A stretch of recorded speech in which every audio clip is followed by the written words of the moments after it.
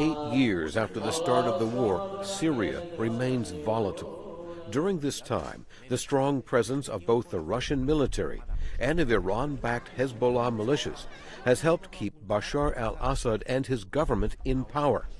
Now, analysts say U.S. President Trump's plans for a troop withdrawal opens a new scenario.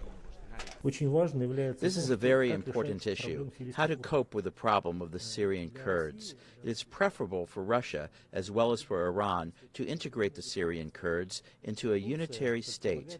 Turkey wants to exert pressure by force on them. Russia, Turkey, and Iran want to find common ground. Heading into the summit, the prospect of a U.S. withdrawal is welcome.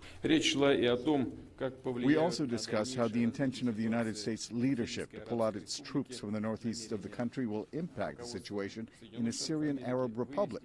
If such steps and such plans become reality, it will be a positive step.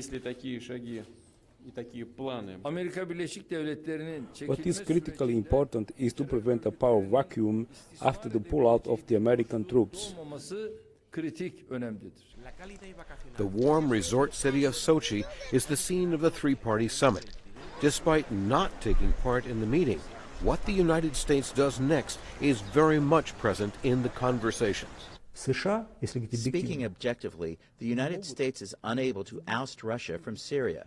That is impossible. Neither is Russia going to kick the U.S. out of Syria, so they must somehow reach an agreement. Finding a solution to the Kurdish problem in Syria, the threat of Israeli strikes on Iran-backed militias there, and the fight against the waning but ever-present Islamic State terrorist threat are some of the big challenges that will remain in Syria long after the latest round of talks. For Ricardo Marquina in Moscow, Jim Randall, VOA News.